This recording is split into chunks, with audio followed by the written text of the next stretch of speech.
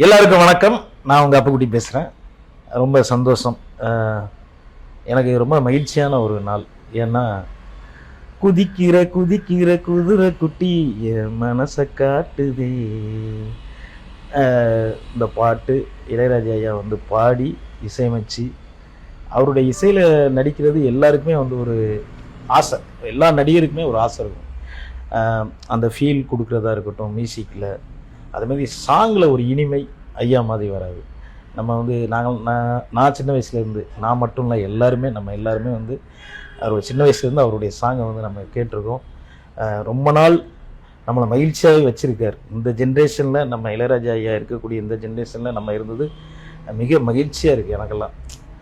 இப்படி ஒரு இசை கலைஞரை வந்து நம்ம வந்து கலைத்துறையும் சரி பாராட்டியே ஆகணும். இது என்னடா பாராட்டலையே ஐயாவை அப்படின்னு நான்லாம் உண்மையாகவே எனக்கு மனசுக்குள்ளே தோண்டிகிட்டு இருந்தது.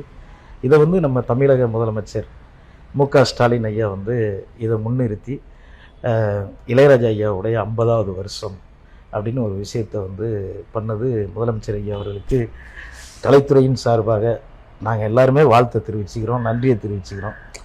ஏன்னா ஒரு கலைஞர்களை வந்து நீங்கள் அரசியலில் இருந்தாலும் நீங்களாம் வாழ்த்தும் போது தான், எங்களை மாதிரி இளையராஜா ஐயா மாதிரி நீங்கள் இவங்கெல்லாம் கௌரவிக்கும் போது தான் எங்களுக்கெல்லாம் பெரிய சந்தோஷமாக இருக்குது.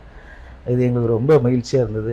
முதலமைச்சருக்கு என்னுடைய நன்றியையும் சந்தோஷத்தையும் தெரிவிச்சுக்கிறேன். நீங்கள் மென்மேலும் இந்த மாதிரி சில விஷயங்கள் பண்ணும்போது எங்களுக்கு ரொம்ப மகிழ்ச்சியாக இருக்குது. இதை மாதிரி எல்லா துறையிலையும் நீங்கள் பண்ணிகிட்ருக்கீங்க, ரொம்ப சந்தோஷம்.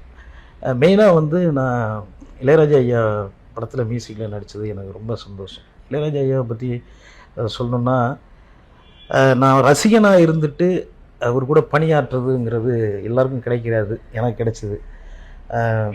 அப்படிங்கும்போது நான் நடிக்கும்போதே இளையராஜா ஐயா மியூசிக்கு நம்ம நல்லா நடிக்கணுங்கிற இன்ட்ரெஸ்ட் எடுத்து நான் நடித்தேன் உண்மையாகவே.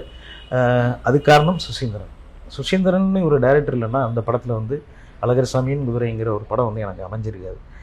அந்த படத்தில் இளையராஜா ஐயாங்கிறப்ப ஃபஸ்ட்டு படத்திலே நான் லீடாக நடிக்கிறது, காமெடியாக நடிச்சிருந்தேன். வெண்ணிலா கபடி குழுக்குள்ள நரி கூட்டம் எப்படி நடிச்சிருந்தாலும் எனக்கு இந்த படம் வந்து அப்புக்குட்டியால் கதை நாயனாக நடிக்க முடியுமா, அதுக்கு இளையராஜா ஐயா ஒத்துக்கிறது எவ்வளோ பெரிய விஷயம். ஒரு இசையில் வந்து இப்போ ஒரு யாராக இருந்தாலுமே வந்து ஒரு ஹீரோ யாருன்னு பார்ப்பாங்க. இசையமைக்க ஒரு டெக்னீஷியன், பெரிய டெக்னீஷியன் எல்லாருமே இவருக்கு இப்படி மியூசிக் பண்ணுறது அப்படின்னு யோசிப்பாங்க. இந்த ஒரு ஆர்டிஸ்ட் பார்த்து தான் வந்து இசையமைப்பாங்க.